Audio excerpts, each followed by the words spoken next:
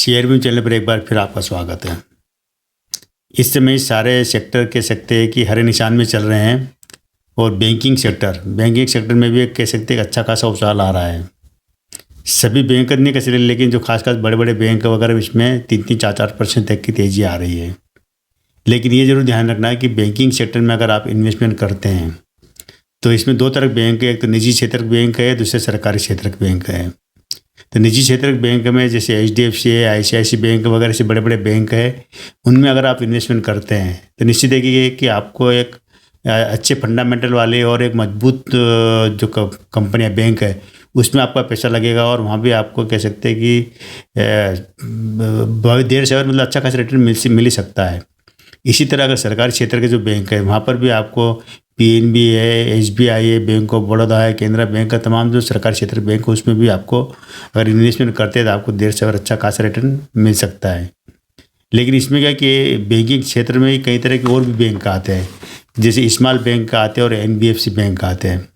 NBFC क्या कि एक अलग तरह के होते हैं और NBFC मतलब क्या है कि बैंक की तरह काम करते हैं, लेकिन उनको बहुत सी चीज़ें RBI ने मंजूरी नहीं दी, जैसे कि डिपॉजिट रखना है, चेक देना वगैरह, इस तरह की मतलब कुछ और रेस्ट्रिक्शन लगा रखे जो NBFC के ऊपर होते हैं, नॉन बैंकिंग फाइनेंस कॉर्पोरेशन उनके ऊपर। लेकिन इसी में कड़ी में एक और बैंक होते हैं जो स्मॉल फाइनेंस, ये NBFC की तरह होते हैं, लेकिन क्या है कि ये बैंक के ग्रुप में होते हैं, इनको बैंक की मान्यता मिली हुई होती है जो कि RBI द्वारा। और ये बैंक क्या कि वो सारे काम करते हैं जो कि बड़े बड़े बैंक करते हैं, यानी कि चेक काटना, जमा लेना, FD करना, इसके अलावा लोन देना, पर्सनल लोन देना, हाउसिंग लोन देना, कार लोन देना, संपत्ति पर लोन देना, तमाम तरह के जो बड़े बड़े बैंक का काम करते हैं वो काम ये स्मॉल फाइनेंस बैंक भी करते हैं। तो आखिर मतलब इनकी ज़रूरत क्यों हुई? सबसे बड़ी बात ज़रूरत है कि जब बड़े बड़े बैंक हमारे देश में है, सरकारी क्षेत्र के भी है, निजी क्षेत्र के भी है, तो इन छोटे छोटे बैंकों की ज़रूरत क्यों महसूस हुई और इनको RBI ने मंजूरी क्यों दी? तो क्या होता है कि जितने भी जो बड़े बैंक हैं इनके आपको लगभग जो मेट्रो सिटी है, बड़े बड़े शहरों में ब्रांचें मिल जाएगी, कई ब्रांचें मिल जाएगी। एक ही शहर में आपको 15-15, 20-20, 30-30 ब्रांचें मिल जाएगी इनके, जो बड़े बड़े जैसे SBI है, ICICI बैंक है, HDFC है, केनरा बैंक है, जैसे इनके हर जगह ब्रांच मिल जाएगी बड़े शहरों में। और जो छोटे शहर होते हैं जो कि उसके अंदर भी मिल जाएगी। लेकिन क्या बहुत सी जो ऐसी जगह जहाँ ग्रामीण क्षेत्र, हमारे देश में क्या कि बहुत सी आबादी गाँव में रहती है, बहुत छोटे छोटे गाँव होते हैं जहाँ पर मुश्किल से 100-200 मकान होते हैं। तो ऐसे छोटे छोटे गाँव होते हैं तो वहाँ पर क्या होता है कि बड़े बड़े बैंक पहुँच नहीं पाते हैं।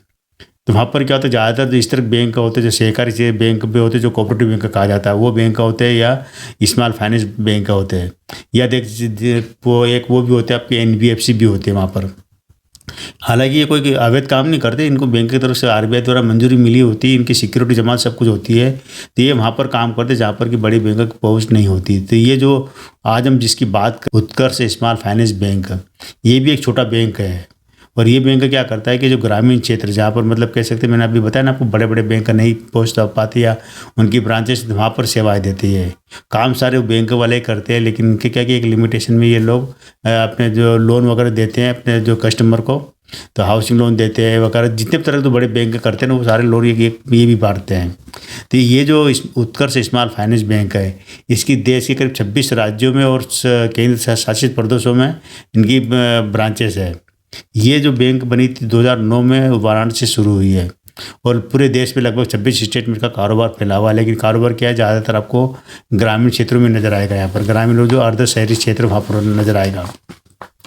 बैंक ज़बरदस्त है, छोटे बैंकों में कह सकते हैं कि जो स्मॉल बैंकों में एक अच्छा बैंक है, एक जैसे उज्जीवन स्मॉल फाइनेंस बैंक है, उसी तरह ये भी बैंक है, तो एक छोटे छोटे बैंकों के रूप में, लेकिन अच्छे बैंक के रूप में इसकी स्थापना है।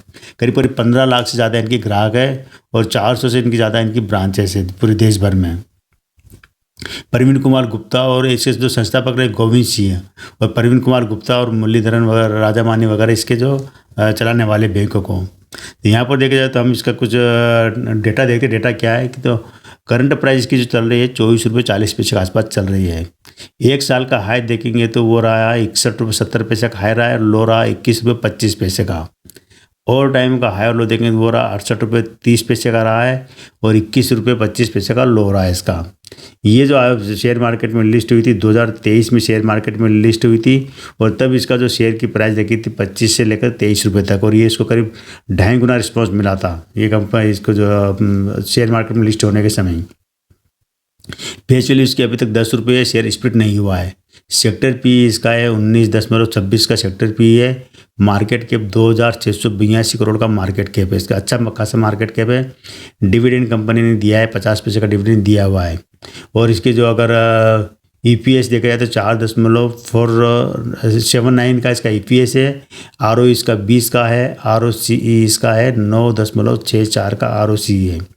बुक वैल्यू इस शेयर की 28 रुपये 40 पैसे की है, यानी कि अभी ये शेयर आपको बुक वैल्यू से भी सस्ता मिल रहा है। बुक वैल्यू वो चीज़ होती है, प्राइस होती है जो शेयर की एक्चुअल कीमत दर्शाता है, लेकिन ये कि अभी आपको 24.5 रुपये मिल रहा है शेयर, तो बुक वैल्यू से भी 4 रुपये सस्ता मिल रहा। होल्डिंग की बात करें, प्रमोटर के पास यहाँ पर अच्छी होल्डिंग है, 68.93% की होल्डिंग प्रमोटर के पास है। एक भी शेयर गिरवी रखा हुआ नहीं है। एफआईएस के पास होल्डिंग है, कम है, 1.34% की एफआईएस के पास होल्डिंग है। डीआईएस के पास होल्डिंग है, डीआईएस मतलब डोमेस्टिक इन्वेस्टर जो होते हैं, जो म्यूचुअल फंड है, एलआईसी वगैरह है, इनके पास है 8.23% की होल्डिंग है। और बाकी होल्डिंग पब्लिक और अदर के पास है, वो है करीब 21.5% की होल्डिंग पब्लिक के पास, अदर के पास है। इस शेयर पूंजी कंपनी के, इसके बैंक के मालिकों के पास कितना पैसा है बैंकों को चलाने के लिए, तो शेयर पूंजी के रूप में इनके पास है 110 करोड़ की शेयर पूंजी है। रिजर्व इनके पास है 2024 करोड़ का रिजर्व रखा हुआ है। जमा इनके पास है, जो पब्लिक का पैसा जमा है वो 19,496 करोड़ रुपये जमा है।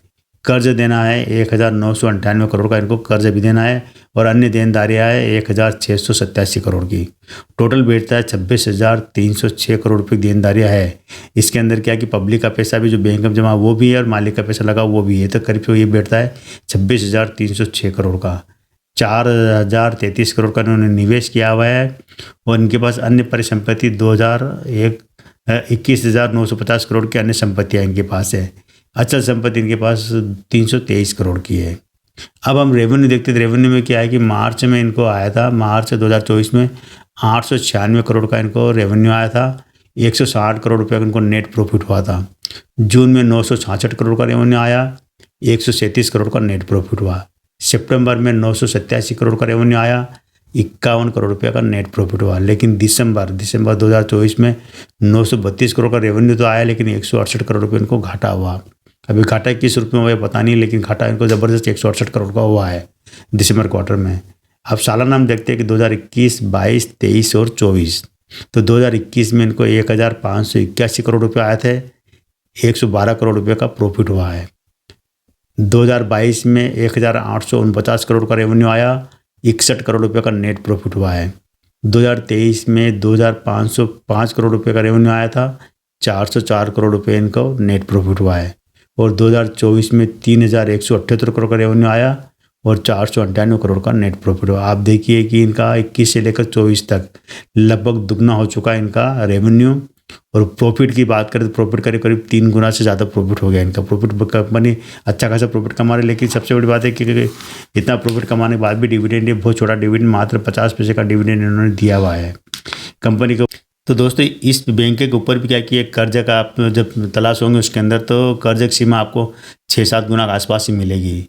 लेकिन आप जितने भी अगर आप देखोगे, चाहे वो बैंक हो, चाहे एनबीएफसी हो, चाहे फाइनेंशियल इंस्टीट्यूट, मतलब जितने भी जो फाइनेंस करते वगैरह है, जहाँ पर कि पब्लिक का पैसा जमा होता है, तो यहाँ पर आपको एक कर्ज की सीमा आपको 3 गुना, 4 गुना, 5 गुना, 7 गुना नज़र आएगी ही सही सभी, चाहे वो एसबीआई में देख लो, चाहे पीएनबी देख लो, बैंक ऑफ बड़ौदा देख लो, एचडीएफसी देख लो, आप जितने बैंक की तरह या एनबीएफसी में देख लो, सब में नजर आएगी। उसकी वजह ये होती है कि क्या कि इससे घबराना नहीं चाहिए। क्या होती है कि बैंक में अगर आपका पैसा पड़ा हुआ, आपने अगर 10 लाख रुपये बैंक में एफडी करा रखी है, तो बैंक आपको उस 10 लाख के ऊपर ब्याज देगा। लेकिन बैंक ब्याज कैसे देगा, अपनी जेब से देगा नहीं है। आपने जो पैसा रखा हुआ है बैंक में, वो बैंक उस पैसे को रोटेशन में डालेगा। रोटेशन मतलब उन लोगों को कर्ज देगा जो कि बैंक में कर्जा लेने के लिए जाते हैं, चाहे वो व्यापारी जाए, चाहे स्टूडेंट जाए, चाहे घरेलू जाए, चाहे पर्सनल लोन वाले, जो भी लोन लेने जाते बैंक में, तो आपने जो पैसा जमा किया वो पैसा क्या बैंक उनको लोन के रूप में दे देते हैं। और वहीं से क्या होता है कि उनको ब्याज मिलता है। तो जितना ब्याज बैंकों को आता है वो अपने ब्याज काट के जो आपके लिए ब्याज तय किया हुआ उन्होंने 7%, 8% जो आपको देना वो बैंक आपको देगी। लेकिन उधर से ब्याज आता है तो उसमें जो डिफरेंस होता है वो बैंकों को कमाई होती है। तो ये जो कर्ज की सीमा तभी नज़र आती है, क्या होता है कि जहाँ भी बैंक में पब्लिक का पैसा बहुत ज़्यादा जमा होता है ना, वहाँ पर उतनी कर्ज की सीमा आपको ज़्यादा ही नज़र आएगी। आप किसी भी उसमें देख लेना, जिससे आपको घबराना नहीं चाहिए, क्योंकि ये सीमा, ये पैसा नहीं आएगा बैंक पर तो बैंक देगा कहाँ से, तो ये जरूर ध्यान रखना। तो ये उत्कर्ष स्मॉल फाइनेंस बैंक अगर हम देखते हैं जिसका जो कारोबार देखते हैं और इसका डेटा देखते हैं, उसका फंडामेंटल देखते हैं, तीनों चीज़ देखते हैं, उसी हिसाब से कह सकते हैं कि कंपनी या बैंक कह सकते हैं कि बढ़िया हाथों में है और बढ़िया है। फंडामेंटली कंपनी ये मतलब बैंक स्ट्रॉन्ग है। बिजनेस की बात करेंगे तो इनके ग्रामीण क्षेत्र में ज़्यादातर बैंक नज़र आएंगे आपको। शहरी क्षेत्र में हो सकता है कुछ जगह हो, लेकिन ज़्यादातर ग्रामीण और अर्ध शहरी क्षेत्रों में नज़र आएंगे। ज़्यादा टाइम नहीं हुआ, शेयर मार्केट में लिस्ट हुई 2023 में हुआ है, तो अभी 1.5 साल की बात है। तो उसके बाद हो सकता है आगे बैंक कमाएगी या बैंक का प्रॉफिट जैसा आएगा तो आपको भी मिलेगा, मतलब निवेशकों को, शेयरधारकों को मिलता है उसका हिस्सा। लेकिन ये बात ज़रूर ध्यान रखना कि अगर आप बैंकिंग सेक्टर में निवेश करना चाहते हो तो अच्छे बैंक, ये भी अच्छा बैंक का, हम पुरानी कह सकते हैं, सस्ते प्राइस वाले में अगर आप लेना चाहते हैं तो इस शेयर को ले सकते हैं, जो कि 24-24.5 प्राइस है।